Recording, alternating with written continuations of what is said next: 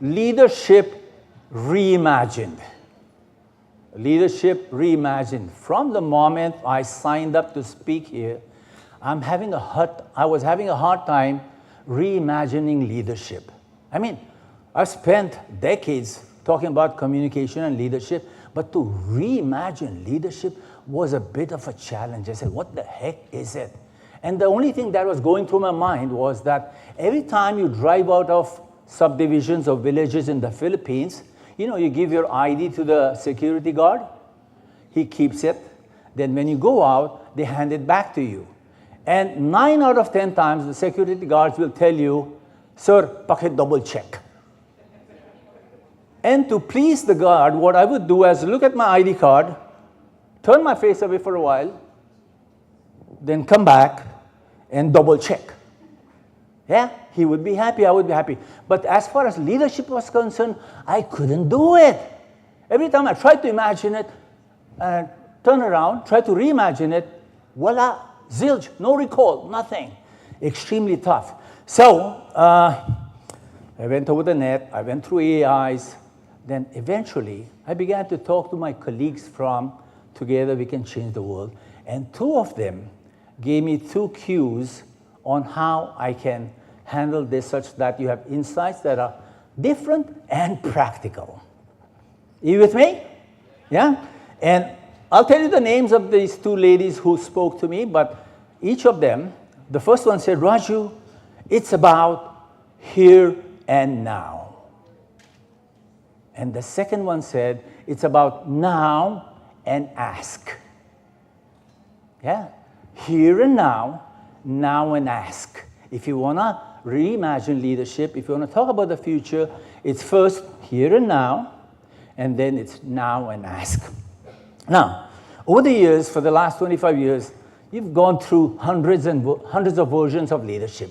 This is leadership, that's leadership, coaching is leadership, vision is leadership, compassion is leadership, being conscious is leadership.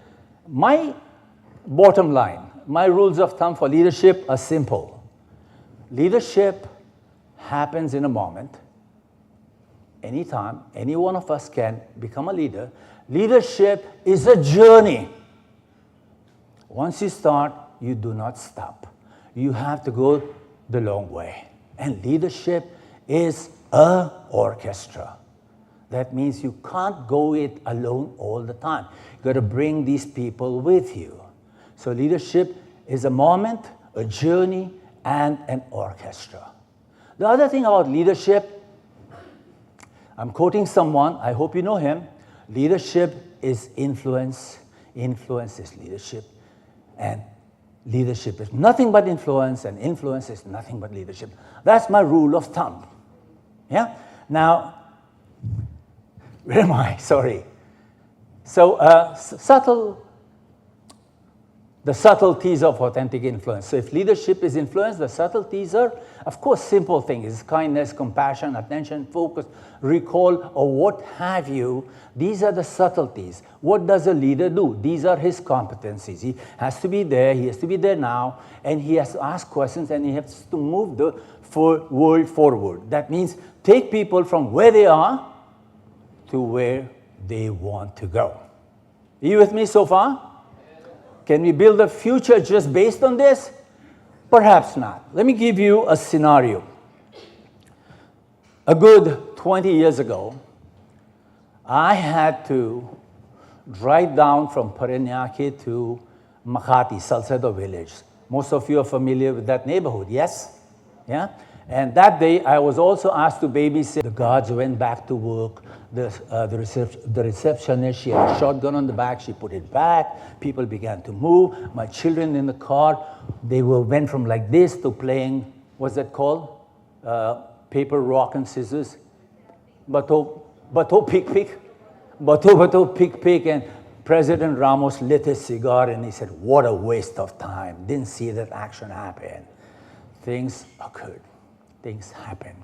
So that's the power of here and now and questions. So if you realize, I moved from being stunned into being present at that time. and asking questions. It changed the whole scenario for me, right? It turned the world around. Now, when you were looking at each other a few minutes ago, may I ask you a couple of questions? When I asked you to stare at each other for 60 seconds, what went through your minds? May I ask you that question? Was it awkward? When you were just looking into each other's eyes, was it a bit tough? Yeah. It was tough. Did you feel uneasy? Did you want to giggle? Took a long time to quiet down? So we are always in a state of flux. To cool down, what Nishan said, get grounded, takes just a few minutes. It takes breathing. It takes recognizing the space that you're around. Yeah? And then, of course, asking questions turns the world around. Now, this is what happened. That's the scene repeated. There you go. That's the scene in Philam. And so let me offer you a framework that Jean spoke about this morning. Besides being present in the here and now, and then now to questions, there's a framework I want to offer you. And my question to you is this. When I ask you a question, or when anyone asks you a question, what goes through your mind? When I ask you a question, what happens to you? When I ask you a question here in this room, what happens to you? Speak up, it's okay, I can hear you. You process, yeah? What is processing? What do you process? Yeah, what is thinking? What is process? What is thinking? You covered it, Nishant. You go back into your memory database. You recall, right? He said the first skill you need is recall. So you go back into the bodega of your mind and you look for possible answers. Yes? Am I right? Is that thinking? Is that step one to thinking? Would you say yes? Yes. That's a question too. Now, after you do your thinking, after you go and look around the bodega of your mind, your history, your experience, your education, what is the next step you take? Inside your mind. You're still inside there. In that flash of a second back in Philam Towers, what went through? After you think, gather data, what's the next step? Come on. Come on. He said one of the skills is to go within you to find out how you're thinking. If you want to beat AI, if human intelligence wants to beat AI, we need to get smarter. We need to go in. You shortlist, right? You make your answers relevant to the question, say yes. If you didn't repeat that. Okay, after you do that, after you shortlist, what's the next step? When somebody asks you a question, you articulate.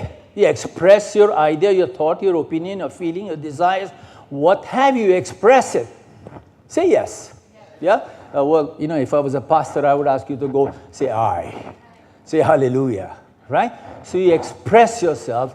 Whenever you express something, whenever you speak up, whenever you put your thoughts into words, whenever you articulate, what is your relationship to what you just said?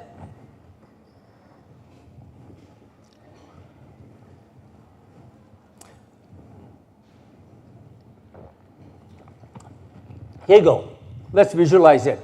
I'm a comic sketch, and there's a word bubble.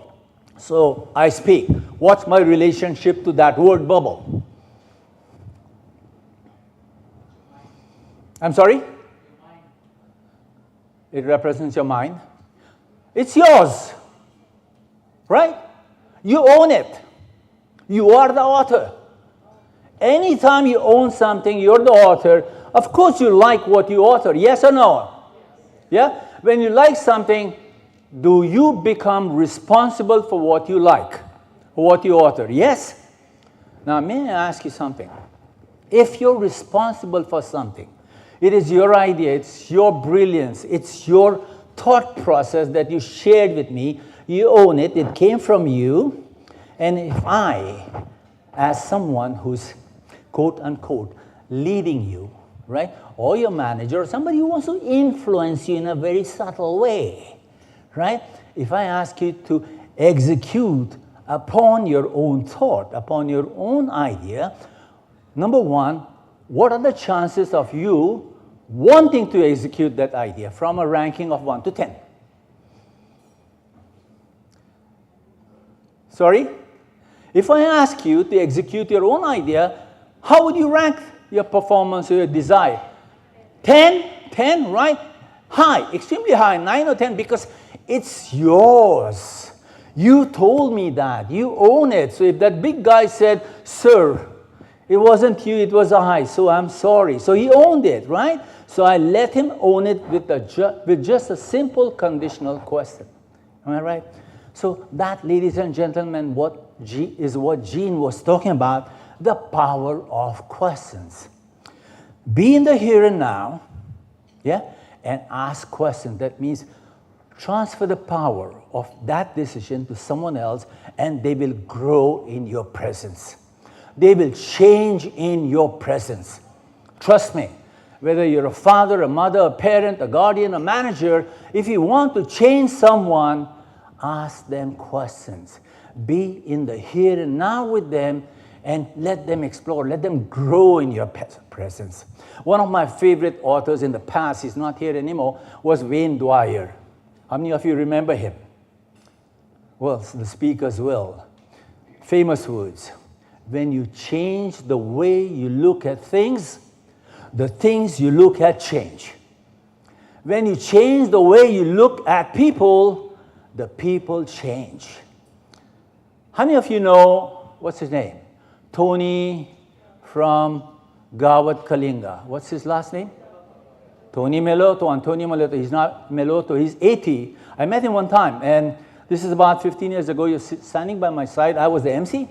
And that time they were getting a lot of money. They were getting a lot of people to come volunteer for them. And I went up to him, I said, Sir Tony, with so much money coming into your NGO, with so many people coming to work for you, how do you protect yourself? How do you not get scammed? You know, Tony turned around to me. He looked at me in a very merciful, sympathetic way. It's like he was so sorry for me. And he goes, Raju, we begin with trust. We give them trust, and we believe what they're going to say, and they rise up to that occasion. So we give them big boots to fill, and they fill. So when you change the way you look at people, the people you look at change. And if you want to move them forward, if you want to take them from where they are to where they want to go, ask them questions. That means really flip your whole thinking around, flip your whole process of thinking, working with people around. Instead of telling them, Sabini Jean, ask them. Think about it, it's not easy. You with me? You with me? You want to try asking questions? Let's do that until I go to the next slide. May I ask you all to rise quickly? Just like 30 seconds. And find a partner, arm's length. Arm's length, arm's length. And your job is to respond to the question with a question. Are you with me? Let's see if you can go for 30 seconds. You ask a question and you respond with a question, not with an answer. Okay, go, 30 seconds.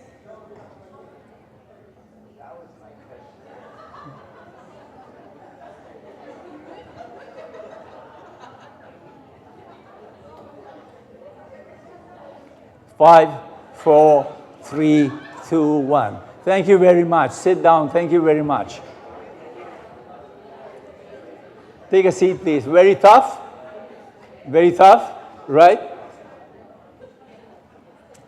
Take a seat. Thank you, Alex. Was that tough? Raise your hand if it was tough. It was tough, right? Did you have the tendency to respond with an answer? Or did you have the tendency to go, why? Why are you asking me that question? Yeah? Yes? So it's very tough, and it's very difficult to form the questions that Gene was talking about, the 6 W's and 1 H. And the questions you ask, ladies and gentlemen, the questions you ask will represent you, your values, your belief systems. Where you come from is what you will shape in the future. Your thinking creates the future. You with me? So ask good questions, you will get good answers. So let me give you this framework. And this is how it's structured. The first set of questions, if you want to influence someone gently, is you ask them research questions. Questions such as, hey, how's things? Right? I can't see it here, but hey, how's work coming along? Are you with me? These are open surface questions. They don't, shake people up. It's easy for them to respond. They don't have to go deep inside their mind. They'll say yes. But the moment you ask a couple of questions, your relationship builds. Rapport goes up. You with me? You get to know them. Just simple questions. How are you? How's things? How's business? How's work? How's the project coming along? So they don't have to worry about what they're responding because they're giving you data. The second level of questioning, the first questioning lets you see their communications and behavior, their demeanor, and perhaps gives you a glimpse of their values and beliefs. The second level of questioning is reflective questions. What do you think? What are your feelings? What is your experience? Yeah? What do you think will happen? Do you like it? Do you like it is a closed question. It's a yes or no. So open up so that they tell you stuff, and people will share their values with you, what they believe to be true. They will also share their dreams with you. They will tell you the distant future they want to go into. And if you're a good listener, you will capture that all. Yeah? Reflective questions. Make them think deeper. Yeah? And so that's how it is. The third one is, of course, now, imagine the future. What do you want to be? What do you want to build? What do you want to construct? Where do you want to go? What are your hopes? What are your dreams? So 3 levels of questioning. Number 1, get to know them, build rapport, reflect, and then reimagine their future. Now, every answer they will give you, they will own it. They will become responsible for it. They're the authors. Their egos are attached to it. Then it becomes easy to influence people. Beyond these things, of course, there are many other ways to influence. There's the stick and the carrot method. But that's not influence. That's force. That's persuasion. That's manipulation. You with me? Yeah? So influence gently. This is what occurs. And all of you are very conversant with these two, one is an iceberg, the other one is the Maslow's mountain. Every single individual, every single org, every single entity wants to go through that. And you, as an outsider, if you want to change that, if you want to influence that, recognize this and be in the here and now and ask them questions. Now, quickly, in the last 9 minutes that I've left, AI, Manoj spoke about it, Justin spoke about it, so did everyone else. My opinion of AI is that humanity has been gathering information, data, from the times we began to write on cave walls. Then we moved to paper, then we moved to voice, then we moved to videos, and then we converted everything into zeros and ones and pixels and bytes and data, and this stuff has begun to talk to itself. It has begun to answer us, right? It has begun to learn by itself. It's like that huge giant that stood in front of me at Philem Towers, like a Frankenstein. Now, what will change him? What will build us a benign and a beautiful future? It's how we talk to this giant that has just come to surface in the year 2022, even though it existed for millennia before us. It did, yes or no? Ever since. The way to do it is change our language now. No gossip, no fake news, no scorning people, yeah, no mocking people, no putting your child on those videos and letting him do a funny dance, because that's what AI will learn in the future, whether it is AGI, super AI, or even what I read is multimodal AI, because it'll do things that are wonderful and more precise. It's like training your dog. You know, a decade ago or more, I wrote a book called Pit Bulls and Entrepreneurs. And the reason I wrote that book was because pit bulls are ferocious, but pit bulls are also very persistent. And pit bulls are therapeutic dogs. They are one of the most intelligent breeds of dogs. And my family said, no, don't write the book. We don't want a pit bull. It's scary. And people still don't pick up that book, but it's a beautiful book. And the essence behind that is that if you see a mean, nasty pit bull, you have to look at the master. If AI will turn into a mean, nasty monster in the year 2030, you have to look at the masters. Who are the masters? We are. So, ladies and gentlemen, trust me, if we change our thoughts, if we become present in the here and now, every word we speak, every word we utter, that translates into pixels, bytes, etc., it depends on us now. In the next 5 years, we can have the Frankenstein that has come alive in the year 2022 serve us, be nice to us. We will create a beautiful world. Yeah? Together, we can change the world. Good afternoon, ladies and gentlemen. That's me and my team. One of them is sitting in the back, and we call ourselves Team Isla. And those are my books. Of course, you see pit bulls in the corner. I have hundreds of copies at home, none outside. Maraming salamat po. Adios and mabuhay.